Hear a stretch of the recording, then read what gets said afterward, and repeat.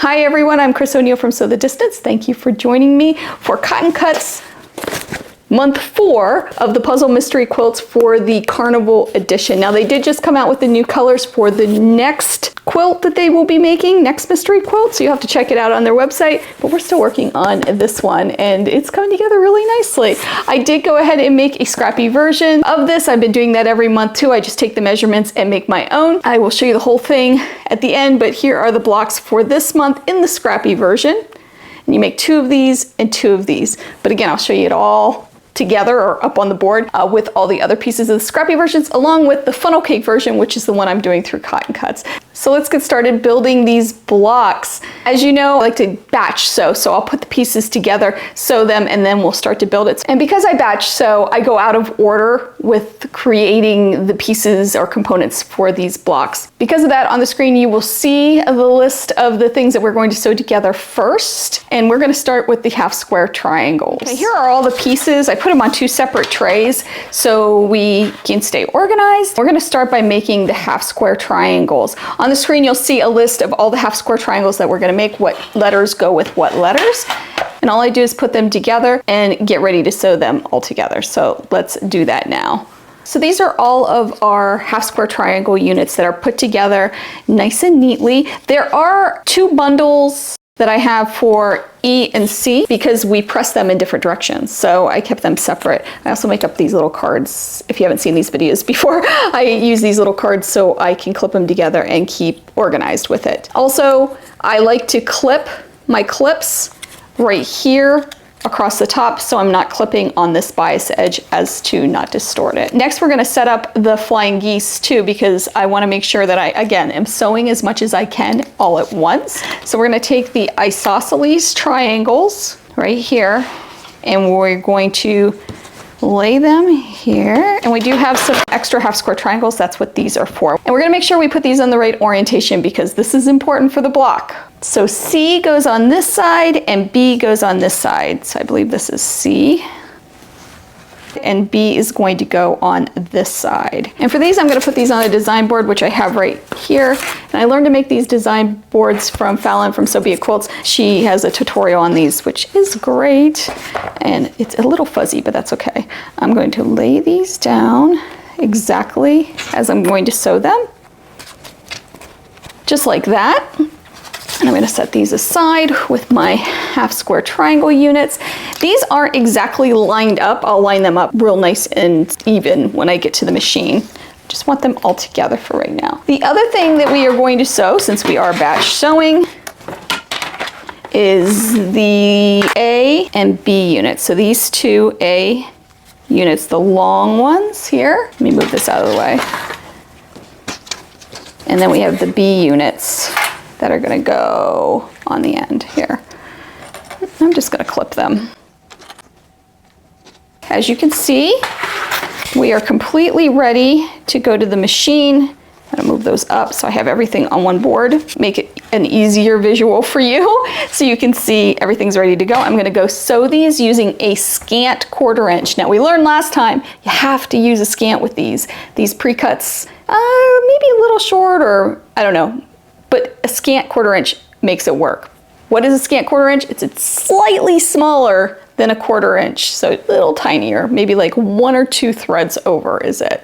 But it does make all the difference with these blocks. I'm gonna sew these together and I'll meet you back here. Right, everything is sewn together, and right here on our trays, we have all of our half square triangles and I have them nicely labeled, and I have all the other pieces here ready to go too. So now it's time to start building our blocks. And we're going to follow the instructions, and that tells us exactly how to do that. Before I do that, however, I want to tell you that I made sure that I pressed everything according to the pattern's instructions. It really does help when you're putting this block together. So let's get started building this block. I'm going to do section 4A first. Find my AC unit and my AE unit, which are right here.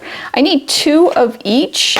But for the AC unit, I have 4. So I'm just going to take 2 off of that pile and clip the other 2 with my label, just to keep us all straight and ready to go here. And the directions tell us that the AE unit goes this way and the AC unit goes this way. So I will be sewing those two together.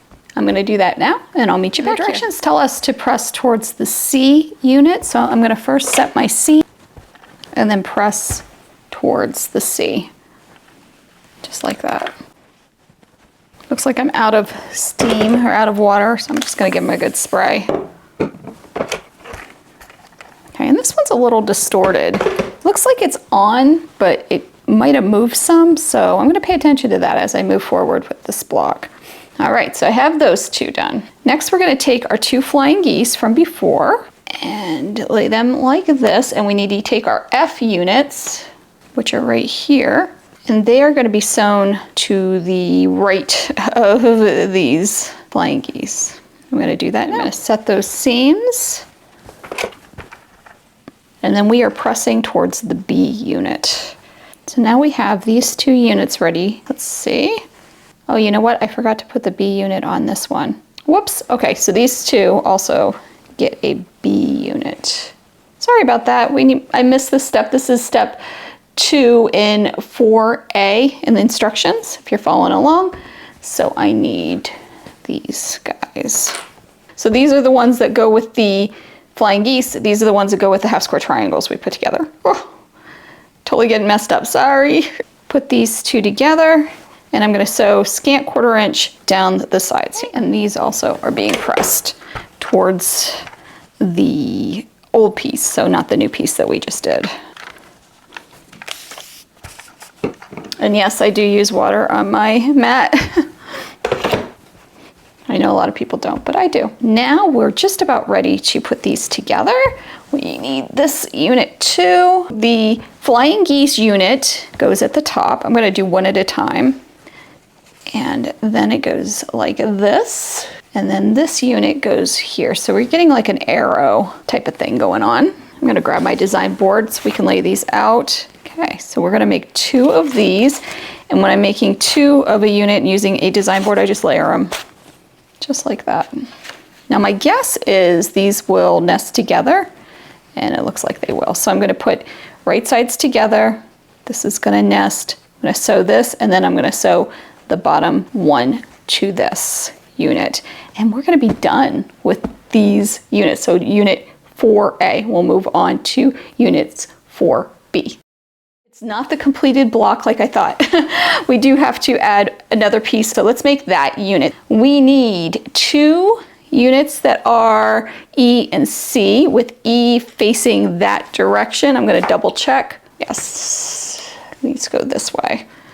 E facing that direction. And then we also need 2 of our CA units, and the A is going to be facing this direction.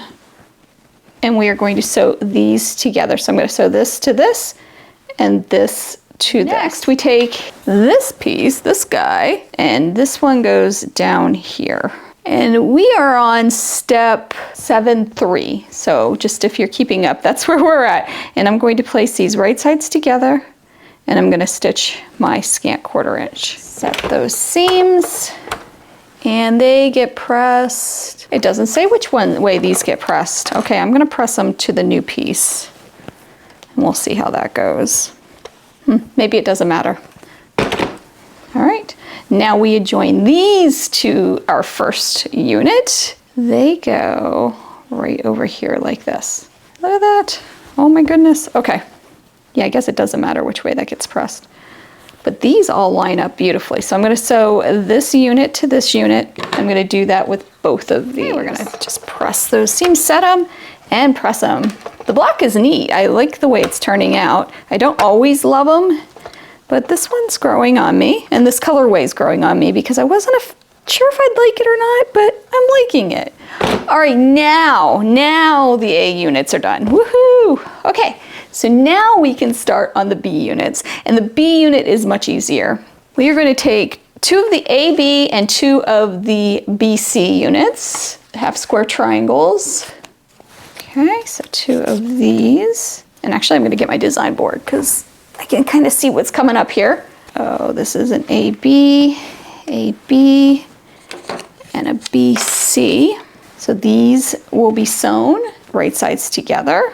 Just gonna layer them. And then the next unit is BC and CE. So I have my BC and my CE, which goes like this. And again, make sure you have that orientation down. After we sew this to this, this to this, once we have these units made, we will sew them together to make our final unit for B, part B of this puzzle mystery block, and we should be done. This has been a lot of work. This one has been a bit intense. So I'm gonna sew these together and then give you the big reveal. We'll go over to the design board and I'll show you also my scrappy version too. Hey, they're done. They're all squared up.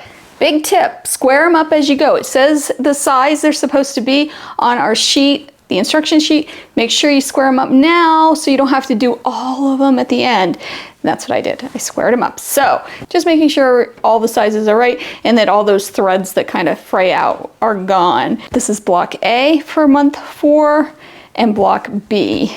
Now, I was gonna go take you to the design board and show you them all, but they won't fit. I'm to the point that they won't fit. So here is a little slideshow of all of them. Oh, wait, before I do that, let me show you the scrappy version of this. So here's block A and block B, and here's block A and block B in my scrappy version. We'll flip them around the right way, right? Yes. That's it. There you go. So you get to see them up against each other. And here is month 1, 2, and 3 in the funnel cake or the cotton cuts version. And here is 1, 2, and 3 in the scrappy version. I hope you have a wonderful day. I hope you take some time to sew, and I'll see you real soon. Bye.